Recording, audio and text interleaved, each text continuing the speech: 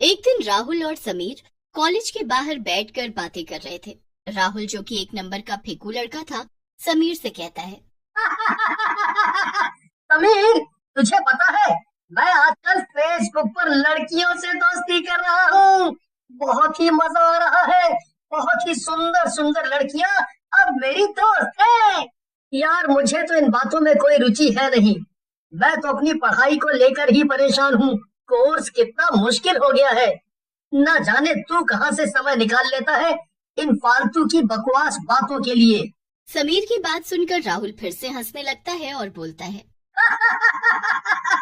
फालतू की बात। तू बहुत ही बोल्ड टाइप का है समीर। तभी तो मेरे इतने दोस्त हैं और तेरा कोई भी नहीं। चल खैर, कोई बात नहीं। चल घर चलते हैं। मैं तो हूँ ही तेरे लिए। फिर राहुल और समीर अपने अपने घर चले जाते हैं। रात में राहुल अपना लैपटॉप खोलता है और फेसबुक ओपन करता है। चलो देखो, आज कौन कौन मेरा दोस्त बनना चाहता है।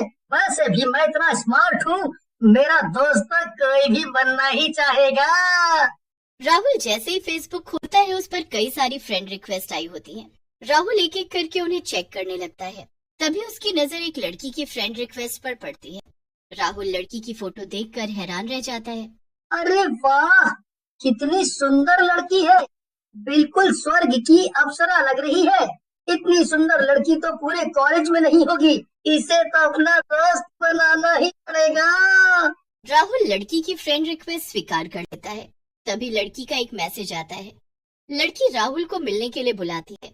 राहुल बहुत खुश हो जाता है और अगले दिन ये बात समीर को बताता है। अरे समीर मेरे दोस्त, मेरी तो किस्मत ही खुल गई। इतनी सुंदर लड़की ने मुझे मिलने के लिए बुलाया है। वाह, मजा ही आ जाएगा। समीर लड़की की फोटो देखता है और बोलता है, अरे भाई, ज्यादा खुश मत हो। मुझे तो ये लड़की कुछ गड़बड़ लग रही है। मेरे ख्याल से तू इससे दूर ही रह। समीर की बात सुनकर राहुल को गुस्सा आ जाता है और वो बोलता है, अरे यार, तू तो बहुत ही बड़ी पनौती है। गाँव बसा नहीं, लुटेरे पहले आ गए। अबे, तेरे भाई को अच्छी लड़की मिल रही है तो तुझे जलन हो रही है। मैं तो चला और मैं इससे जरूर मिलूंगा। ऐसा कहकर राहुल वहां से चल पड़ता है और लड़की की बताई जगह पर पहुंचता है।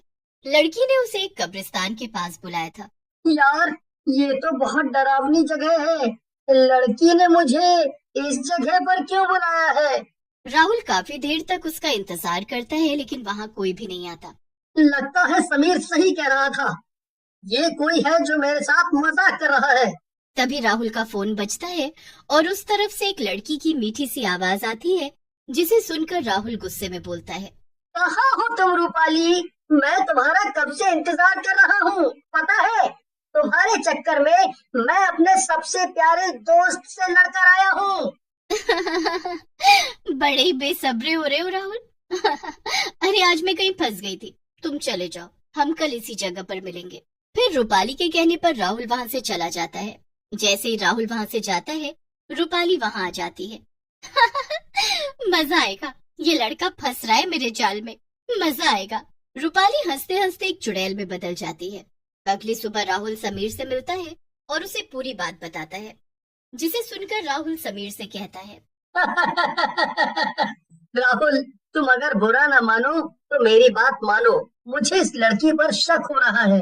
ये लड़की जरूर कुछ गड़बड़ है। मेरी बात मानो तो तुम आज वहाँ मत जाओ। कहीं तुम किसी बड़ी मुसीबत में ना फंस जाओ। अरे समीर, तुम फिजूल में ही शक कर रहे हो। अरे, ऐसा कुछ भी नहीं है। उस जगह के आसपास कोई आता जाता नहीं है।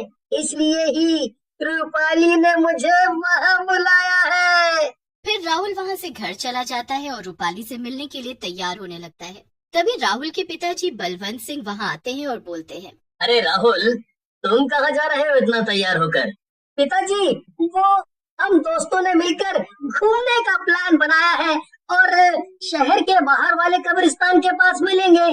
अच्छा, तो चलो, मैं भी उसी तरफ जा रहा हूँ। मैं तुम्हें छोड़ देता हूँ और अगर तुम समय से वापस आ गए तो मैं तुम्हें फिर वापसी में ले लूंगा। फिर राहुल अनमने ढंग से गाड़ी में बैठ जाता है और बलवंत सिंह गाड़ी चलाने लगते हैं। कब्रिस्तान के पास पहुंचकर बलवंत सिंह राहुल को बोलता है। राहुल बेटे, तुम अपना ख्याल रखना। ये जगह शापित है, यहाँ ज्यादा देर रुकना ठीक नहीं है। आप चिंता मत करो पिताजी, अभी मेरे दोस्त आते ही होंगे, आप चले जाओ। फिर बलवंत सिंह वहां से चला जाता है और राहुल रूपाली का इंतजार करने लगता है। तभी वहां रूपाली आ जाती है। रूपाली को देखकर राहुल हैरान रह जाता है। रूपाली बहुत ही सुंदर होती है। अरे बाप रे, रूपाली, ये तुम हो? कितनी सुंदर हो यार तुम तो फेसबुक से भी ज्यादा सुंदर हो। राहुल की बात सुनकर रूपाली हंसने लगती है और बोलती है, तुम तो शायर हो गए, मुझे पता है कितनी सुंदर हूँ मैं। फिर रूपाली और राहुल वहाँ खड़े होकर थोड़ी देर बात करते हैं और फिर राहुल वहाँ से चला जाता है। रूपाली राहुल के जाते ही चुड़ैल बन जाती है और बोलती है,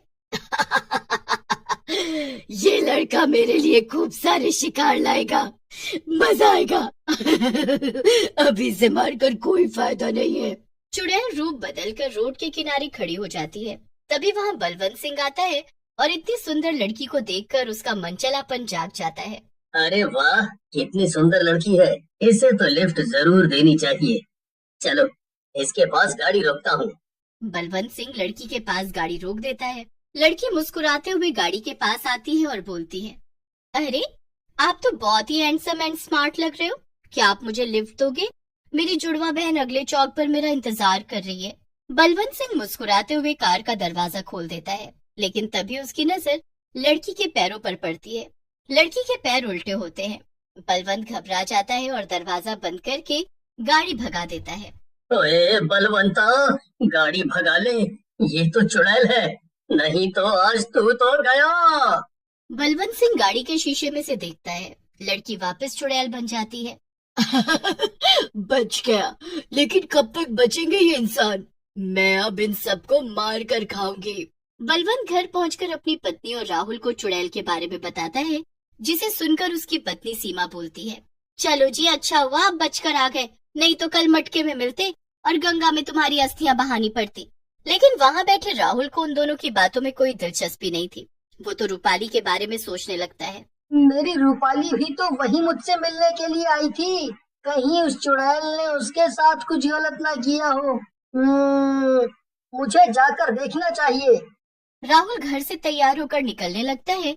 तभी सीमा वहाँ आ जाती है और गुस्से में बोलती है, कहाँ जा रहे? तेरे और तेरे आवारा मनचले बाप से परेशान हो गई हूँ, सुबह शाम बस आवारा गर्दी। कहाँ जा रहे इतनी रात को? माँ कितनी बार कहा है पीछे से मत टोका करो। अरे किसी दोस्त की तबीयत खराब है, मैं उसे देखने जा रहा हूँ। राहुल की बात सुनकर सीमा कहती है, ठीक है, जल्दी जा और जल्दी से आ।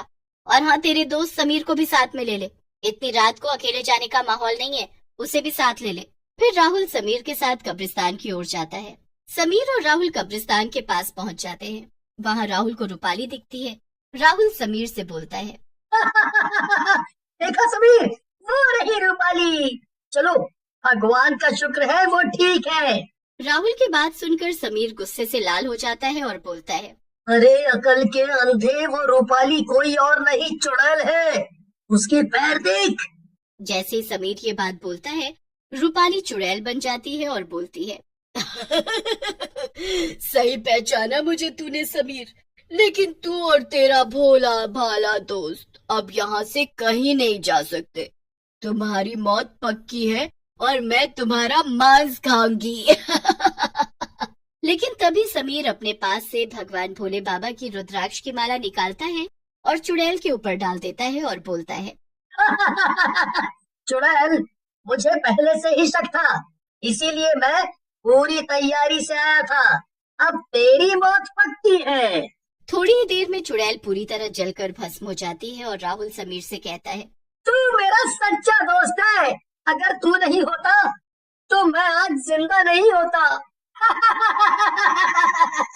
फिर राहुल और समीर हंसते हुए अपने घर को चले जाते हैं और अब राहुल भी समीर की तरह